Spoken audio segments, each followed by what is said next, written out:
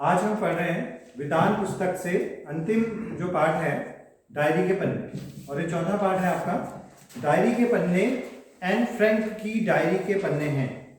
Anne Frank का नाम आपने सुना होगा पहले, इंग्लिश में भी आपने इसके चैप्टर पढ़े होंगे। और इसको मूल रूप से जो अगर देखा जाए, जो इसका अनुवाद किया गया है, क्योंकि आप हिंदी में पढ़ रहे हैं और ये अंग्रेजी से अनुवाद है, ये अनुवाद जो किया गया है सूरज प्रकाश द्वारा किया गया है। ठीक है, तो ये आपको ध्यान देना है। जो हम डायरी के पन्ने चैप्टर आपके बुक में पढ़ने जा रहे हैं, उसका जो अनुवाद है वो किसके द्वारा किया गया है? सूरज प्रकाश के द्वारा, क्योंकि एक अंक का ये प्रश्न आ सकता है कि इसका अनुवाद किसने किया है। ठीक है, और ये डायरी है किसकी? ये डायरी किसकी है वास्तव में? एन एम फ्रैंक, इसका नाम एन एम फ्रैंक। तो एन फ्रैंक नाम से हम जानेंगे। और ये एन फ्रैंक की डायरी है, और एन फ्रैंक का जन्म हुआ था 12 जून 1929 को। ये सन आपने याद रखना है, ये 4 सन मैंने यहाँ पर जो लिखे हैं। 12 जून 1929 को जन्म हुआ था फ्रैंकफर्ट शहर में। ये देखो नाम से ही इसी से पता लग जा रहा है, और शहर का नाम आसान है। फ्रैंकफर्ट शहर में हुआ था और जर्मनी में है। कहाँ है? जर्मनी के फ्रैंकफर्ट शहर में हुआ था।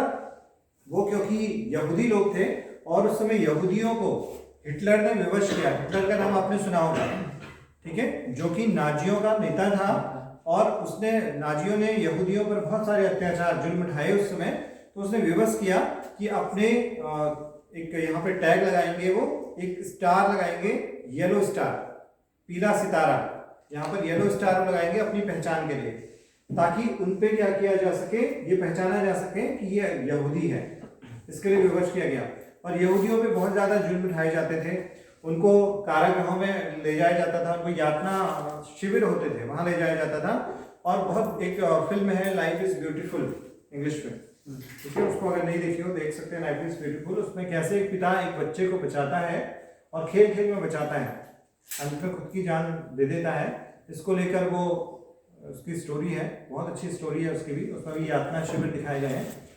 महिलाओं को और लड़कियों को अलग ले जाया जाता था और पुरुषों को अलग ले जाया जाता था। ठीक है, ये यातना शिविर थी, यातना शिविर। और एन फ्रैंक की डायरी एन फ्रैंक ने जब शुरू की, क्योंकि इसकी जो डेथ हुई है, इसकी मृत्यु हुई 1945 में।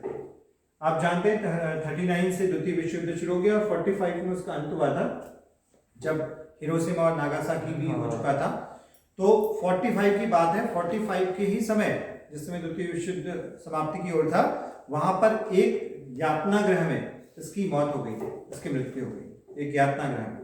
और उससे पहले जो भी कुछ उसने डायरी में लिखा, यानी लगा लो जब वो 13-14 साल की होगी, 13 साल की, तब से उसने डायरी में लिखना शुरू किया होगा। और उस समय जब इसकी मृत्यु हुई, लगभग ये कितने साल की होगी? 16 वर्ष की, जब इसकी मृत्यु हो गई। बाद में इसकी डायरी जब छपी, जो भी डायरी मिली और डायरी छपी जब इसकी, तो डच भाषा में थी मूल रूप से।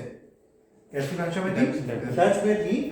95 में मृत्यु हुई और डच भाषा में थी। 1947 में डच भाषा में प्रकाशित हुई, इसलिए लिखा है। और ये सन आपको याद हो जाएगा, भारत की आजादी का साल है, 15 अगस्त 1947, भारत की आजादी वाला साल है। 1947 में ये डायरी प्रकाशित हुई डच में, और 1952 में ये इंग्लिश में प्रकाशित हुई, अंग्रेजी में प्रकाशित हुई 1952 में। ठीक है, तो ये जो उसके बाद जब ये प्रकाशित हुई, सबसे ज्यादा पढ़ी जाने वाली किताबों में से एक है ये विश्व की। सबसे ज्यादा लोगों ने जानना चाहा उसके बारे में, उस समय के बारे में, कितने ज्यादा उस समय लोगों के साथ अत्याचार किया जाता था, यहूदियों के साथ लोगों ने जानना चाहा। बहुत सारे इसके एडिशन निकले, बहुत सारी भाषाओं में इसका अनुवाद हुआ। और उसके अलावा ये कई सारे अलग अलग लोगों ने इसका संपादन किया। ठीक है, ये बड़ी फेमस डायरी है, the diary of a young girl, the diary of a young girl, इस नाम से ये प्रकाशित हुई थी इंग्लिश में। ठीक है, बचपन में भी आपने कभी इसकी स्टोरी पढ़ी होगी। हाँ, 10th में भी थी ये, आपके इंग्लिश में ये चलता था। ठीक है, the diary of a young girl, तो वही कहानी है, दोबारा यहाँ पर है और हिंदी में है, बड़े ध्यान से सुनिएगा। अपनी डायरी को बुलाती थी किट्टी कहकर। अपनी डायरी को किस नाम से बुलाती थी, ये नोट कर लीजिए। एन फ्रैंक अपनी डायरी को किट्टी के नाम से बुलाती थी। और जो आपके बुक में पहला पेज इस डायरी का है, वो 8 जुलाई 1942 का है। 8 जुलाई 1942। ये वो स्थिति है जब इसकी बहन को एन फ्रैंक की बहन मार्गरेट को, उसको भी बुला लिया गया, उसको बुलावा आ गया नाजियों की ओर से, शिविर की ओर से। वहां बुलावा आने का मतलब था फिर वो दोबारा वापस नहीं लौटेगी, क्योंकि वो 16 वर्ष की हो चुकी थी उसकी बहन और उसका बुलावा आ चुका था। तो अब पूरे फैमिली को लग गया कि अब हमें यहां से जाने का वक्त आ गया है, छुपने का वक्त आ गया, नहीं तो उसको जाना पड़ता। ठीक है। और कुछ समय बाद उसके पिता को भी बुला लेते फिर वो यात्रा शिविर में काम करने के लिए। तो इन लोगों ने सोचा कि अज्ञातवास में चला जाया जाए।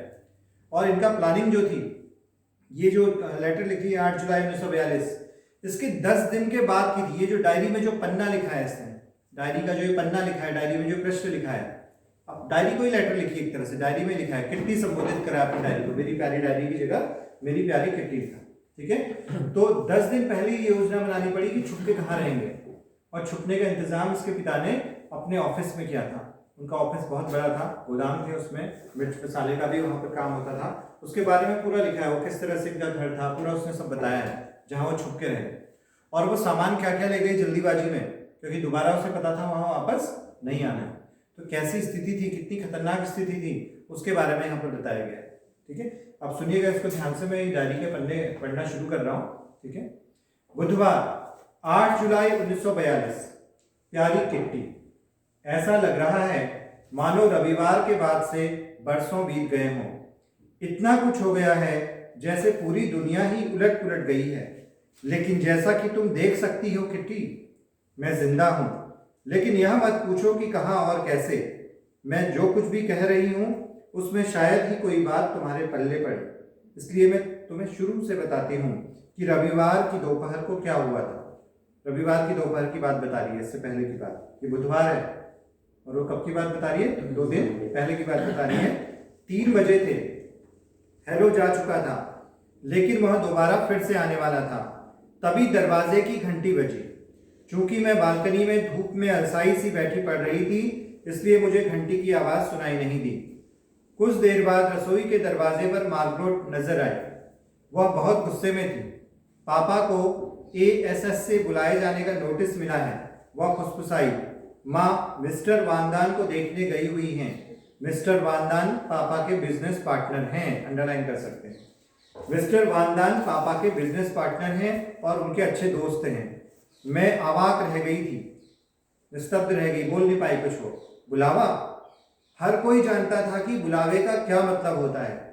यातना शिविरों के नज़ारे और वहां की कोठरियों के दृश्य मेरी आंखों के आगे तैर गए। हम अपने पापा को इस तरह की नियति के भरोसे कैसे छोड़ सकते थे? हम उन्हें हरगिज नहीं जाने देंगे।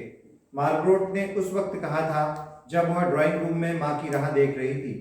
माँ मिस्टर वानदान से पूछने गई है कि हम कल ही छुपने की जगह पर जा सकते हैं। वानदान परिवार भी हमारे साथ जा रहा है। हम लोग कुल मिलाकर 7 लोग होंगे। 7 लोग जा रहे थे, अंडरलाइन, यानी 7 लोग वहां पर हैं। मौन, हम आगे बात ही नहीं कर पाए। यह ख्याल कि पापा यहूदी अस्पताल में किसी को देखने गए हुए हैं, माँ के लिए इंतजार की लंबी घड़ियां, गर्मी, सस्पेंस, इन सारी चीजों ने हमारे शब्द ही हमसे छीन लिए थे। तभी दरवाजे की घंटी बजी। यह हेलो ही होगा, मैंने कहा था। दरवाजा मत खोलो, मार्गरेट ने हैरान होते मुझे रोका। लेकिन इसकी जरूरत नहीं थी, क्योंकि हमने नीचे से माँ और मिस्टर वानदान को हेलो से बात करते हुए सुन लिया था। तब दोनों ही भीतर आए और अपने पीछे दरवाजा बंद कर दिया। जब भी दरवाजे की घंटी बजती तो मुझे या मार्गरेट को उचक कर नीचे देखना पड़ता कि क्या पापा आ गए हैं। हमने किसी और को भीतर नहीं आने दिया। मुझे और मार्गरेट को बाहर भेज दिया गया था, क्योंकि वानदान माँ से अकेले में बात करना चाहते थे। जब मैं और मार्गरेट बेडरूम में बैठे बात कर रहे थे तो उसने मुझे बताया कि यह बुलावा पापा के लिए नहीं बल्कि खुद उसके लिए था। तब मार्गरेट ने बताया, इसने अभी तक सोच ली थी कि पापा के लिए बुलावा आया है, लेकिन उसकी दीदी के लिए आया था। तो उसने मुझे बताया कि यह बुलावा पापा के लिए नहीं बल्कि खुद उसके लिए था। इस दूसरे सदमे से मैं तो चीखने लगी। मार्गरेट 16 बरस की थी। तय है कि वे लोग इस उम्र की लड़कियों को उनके खुद के भरोसे यहाँ से भेजना चाहते हैं, लेकिन भगवान का शुक्र है वह नहीं जाएगी। माँ ने मुझसे यही कहा था। पापा जब मुझसे छिपने की जगह पर जाने की बात कर रहे थे तो उन्होंने भी शायद यही कहा होगा। अज्ञातवास, हम कहाँ जाकर छुपेंगे? शहर में, किसी घर में, किसी पटछत्ती पर, कब, कहाँ, कैसे, ये ऐसे सवाल थे जो मैं पूछ नहीं सकती थी, लेकिन फिर भी ये सवाल मेरे दिमाग में कुलबुला रहे थे। मार्गरेट और मैंने अपनी बहुत ज़रूरी चीज़ें एक थैले में भरनी शुरू की। अब पता लग गया ना उन्हें, अब छोड़ना पड़ेगा, छोड़ के जाना पड़ेगा। मैंने सबसे पहले अपने थैले में डायरी ठूसी। इसके बाद मैंने कलर, रुमाल, स्कूली किताबें, एक कंघी और कुछ पुरानी चिट्ठियाँ थैले में डाली। मैं अज्ञातवास में जाने के ख्याल से इतनी अधिक आतंकित थी कि मैंने थैले में अजीबोगरीब चीज़ें भर डाली। फिर भी मुझे अफसोस नहीं है। स्मृतियाँ मेरे लिए पोशाकों की तुलना में ज़्यादा मायने रखती हैं। तब हमने मिस्टर क्लीमेन को फ़ोन किया, क्या वे शाम को हमारे घर आ पाएंगे। मिस्टर वानदान चले गए ताकि मीएप को लेवा ला सके। मीएप आई और वादा किया कि वे रात को एक बार फिर आएंगी। वे अपने जूतों, ड्रेसों, जैकेटों, अंडरवियरों तथा स्टॉकिंग से भरा एक थैला लेकर गई। इसके बाद हमारे फ्लैट में सन्नाटा छा गया था। हम में से किसी की भी खाना खाने की इच्छा ही नहीं हुई। मौसम अभी भी गर्म था और सारी चीज़ें जैसे हमारे लिए अजनबी होती चली जा रही थी। हमने अपना ऊपर वाला एक बड़ा कमरा 30 बरस के एक विधुर जिसकी पत्नी की मृत्यु हो गई हो, उसे क्या कहते हैं, विधुर कहते हैं। 30 बरस के मतलब लगभग 30 साल के थे। मिस्टर गोल्ड स्मिथ को किराए पर दे रखा था। तय था कि उसे कोई काम धंधा नहीं था। इसके बावजूद, हमारे कई इशारों के बावजूद, वह रात 10 बजे तक वहीं पर मंडराता रहा। मीएप और जॉन गियस रात 11 बजे आए। मीएप 1933 से पापा की कंपनी में काम कर रही थी और इसलिए पापा के करीबी दोस्तों में से थी। ये नाम अंडरलाइन कर दीजिएगा, मीएप उसके पापा के करीबी दोस्तों में से थी। उसके पति जॉन भी पापा के अच्छे दोस्त थे।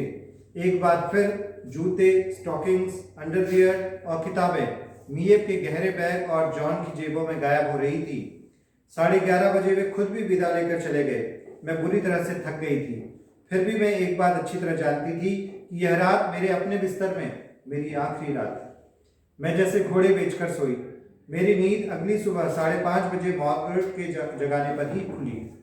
किस्मत से यह सुबह रविवार की तरह गर्म नहीं थी। दिन भर गर्म बरसात की फुहारें पड़ती रही। हम चारों ने अपने बदन पर इतने ज़्यादा कपड़े ले लिए थे मानो हम रात फ्रिज में गुजारने जा रहे थे। बहुत सारे कपड़े। क्यों रखे हुए इतने सारे कपड़े? क्योंकि अब वो लेकर बैग इतने सारे लेकर नहीं जा सकते थे। अगर लेकर जाते, नाजियों को शक हो जाता कि कहीं छुपने छोड़ के जा रहे हैं, ठीक है, या कोई देखता तो शक हो जाता। तो ज़्यादा से ज़्यादा कपड़े कहाँ पहने? शरीर पे पहन लिए ताकि उतने ले जाने न पड़े। अब देखो क्या क्या पहना है, ये सब आया है। हम जिस स्थिति में थे उसमें कोई यहूदी व्यक्ति कपड़ों से भरा सूटकेस ले जाने के बारे में सोच भी नहीं सकता था। मैंने अब क्या पहना है देखो उसने अभी। मैंने 2 बनियाने, 3 पैंटें, 1 ड्रेस, उसके ऊपर एक स्कर्ट, 1 जैकेट, 1 बरसाती, 2 जोड़ी स्टॉकिंग्स तो लंबे वाले वो जो होते हैं, भारी जूते, 1 कैप, 1 स्कार्फ और इन सब के अलावा और भी बहुत कुछ ओढ़ पहन रखा था। घर से निकलने से पहले ही मेरा दम घुटने लगा था, लेकिन किसी को भी परवाह नहीं थी कि मुझसे पूछे, एन कैसा लग रहा है तुम्हें। मार्गरेट ने अपने थैले में स्कूल की किताबें ठूंस ली थी और वह अपनी साइकिल लेने चली गई और फिर वह मीएप की निगरानी में अज्ञात जगह के लिए रवाना हो गई। कुछ भी रहा हो, मेरे लिए तो वह अनजान जगह ही थी, क्योंकि मुझे अभी भी पता नहीं था कि हम कहाँ जाने वाले हैं। 7:30 बजे हमने भी अपने पीछे दरवाज़ा बंद किया। मुझे ही एकमात्र ऐसी जीवित प्राणी थी जिसे मुझे गुड बाय कहना था। एक बिल्ली भी थी उसके पास, मोर्जे नाम की, ठीक है, जिसको उसने गुड बाय कहना था।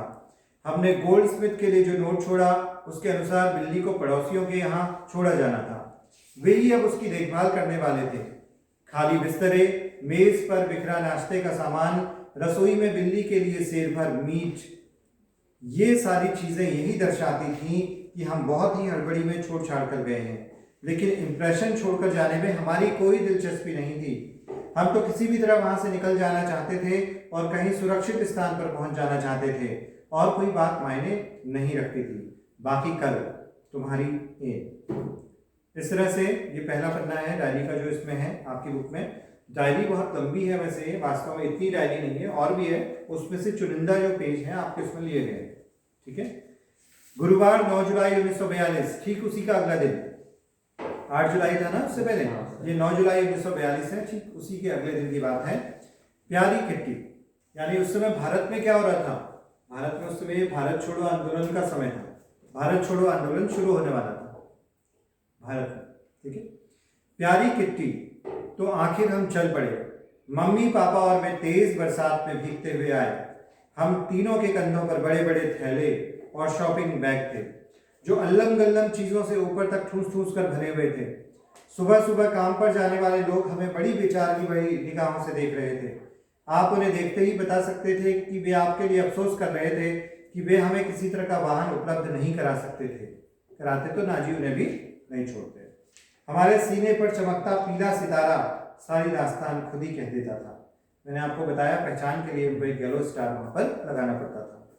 जब हम गली में पहुंच गए तभी पापा और मम्मी ने धीरे धीरे बताना शुरू किया। ये पीला सितारा जरूर अंडरलाइन कर दीजिएगा, येलो स्टार लगाते थे ना वो लोग। जब हम गली में पहुंच गए तभी पापा और मम्मी ने धीरे धीरे बताना शुरू किया कि उनकी योजना क्या थी। पिछले कई महीनों के दौरान हम थोड़ा थोड़ा करके जितना भी हो सका फर्नीचर और कपड़े लत्ते फ्लैट से बाहर ले जाते रहे थे। यह तय कर लिया गया था कि हम लोग 16 जुलाई को अज्ञातवास में चले जाएंगे। अचानक मारबोर्ड के लिए बुलावा आ जाने के कारण योजना को 10 दिन आगे खिसकाना पड़ा। इसका मतलब यही था कि अब हमें कम तैयार किए गए कमरों में ही गुजारा करना होगा। अभिषेक, इससे आगे छिपने की जगह से, यहाँ पर से वो जगह है जो ऑफिस के अंदर बताई गई है कि ऑफिस इस तरह का था। तो अभिषेक इससे आगे बढ़ो। छिपने की जगह पापा के ऑफिस की इमारत में ही थी। इसे समझ पाना बाहर वाले लोगों के लिए थोड़ा मुश्किल होगा, इसलिए मैं थोड़ा बहुत समझा देती हूँ। पापा के ऑफिस में काम करने वाले लोग बहुत ज़्यादा नहीं थे, बस मिस्टर कुगलर, मिस्टर क्लीमेन मिएप और 23 बरस के टाइपिस्ट जिसका नाम बेब वॉस्कुइल था। उन सबको हमारे आने के बारे में खबर कर दी गई थी। मिस्टर वॉस्कुइल बेब के पिता 2 और सहायकों के साथ गोदाम में काम करते थे। उन्हें कुछ भी नहीं बताया गया था। इमारत के बारे में थोड़ा सा बता। आप यहाँ पर वो इमारत के बारे में बता रही है तो इसको ध्यान से सुनिएगा।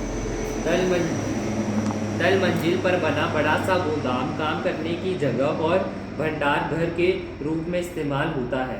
इसके अलग अलग हिस्से बने हुए हैं।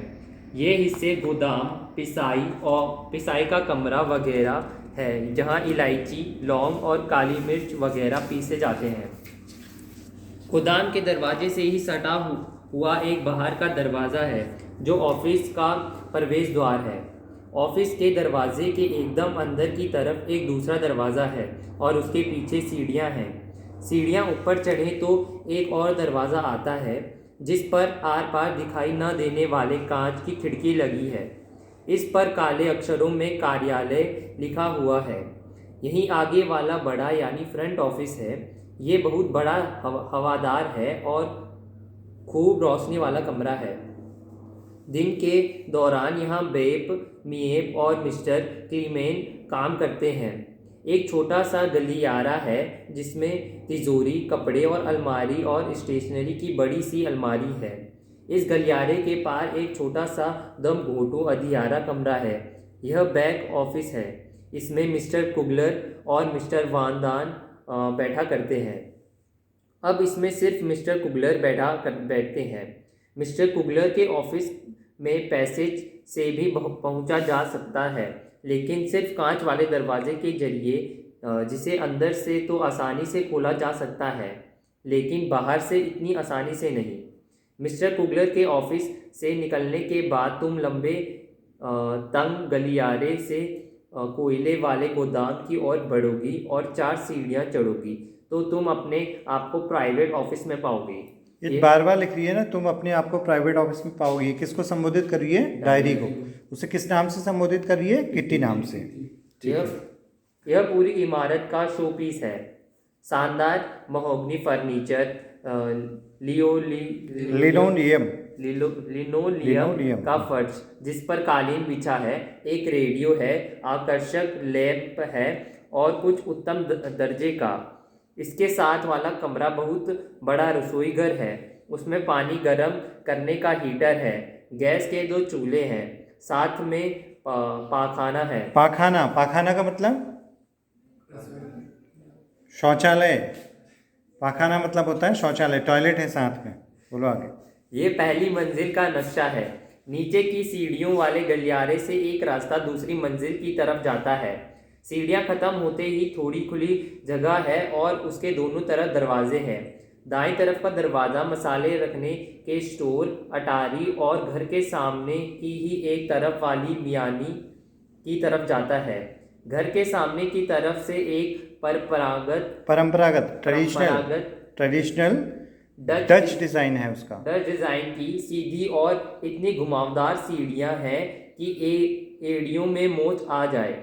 यह रास्ता गली की तरफ खुलता है। सीढ़ियों के ऊपर बनी जगह से दाईं तरफ का दरवाज़ा घर के पिछवाड़े की तरफ हमारी गुप्त एनेक्सी की तरफ जाता है। कोई कल्पना भी नहीं कर सकता था कि इस सपाट मटमैले दरवाजे के पीछे इतने कमरे भी हो सकते हैं। दरवाजे के आगे सीढ़ी का बस एक ही पायदान है। इससे पार करते ही आप भीतर होते हैं। आपके सामने की कई सीढ़ियां ऊपर की तरफ चली जाती हैं। बाईं तरफ एक तंग सा गलियारा है जो एक बड़े से कमरे में जाकर खुलता है। यही कमरा फ्रैंक परिवार के लिए ड्राइंग रूम और बेडरूम का काम आता है। अगला दरवाज़ा एक छोटे कमरे का है। यह परिवार की 2 जवान लड़कियों के बेडरूम और स्टडी रूम के काम आता है। सीढ़ियों के दाईं तरफ घुसलखाना और बिना खिड़कियों वाला एक कमरा है जिसमें एक वॉश बेसिन लगा हुआ है। किनारे की तरफ वाले दरवाजे से पाखाने की तरफ और दूसरे दरवाजे से मेरे और मार्गरेट के कमरे की तरफ जाया जा सकता है। यदि आप सीढ़ियां चढ़कर बिल्कुल ऊपर तक चले जाएं तो आप नहर के किनारे बने इस पुराने मकान में ऊपर तक बहुत बड़ा खुला और हवादार कमरा देखकर हैरान रह जाएंगे। इसमें एक गैस का चूल्हा है और एक सिंक है। भगवान का शुक्र है कि मिस्टर कुगलर की प्रयोगशाला में काम आता था। यह मिस्टर और मिसेज वानदान का बेडरूम और रसोई घर होगा। इसे कॉमन कमरे, ड्राइंग रूम और हम सबके लिए स्टडी के लिए इस्तेमाल किया यहाँ पर जहाँ पे लिखा है ना मिस्टर कुगलर की प्रयोगशाला के काम, बहुत किताबों में देखना कुलगर लिखा है, उसे काट लेना, कुगलर होगा वो।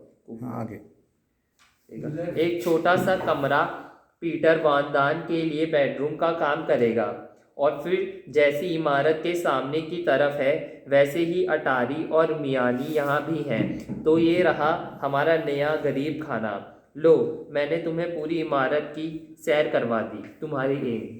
ठीक हो गया, बहुत बढ़िया। अब इससे आगे हम फिर पढ़ेंगे, डायरी के पन्ने कंटिन्यू जारी।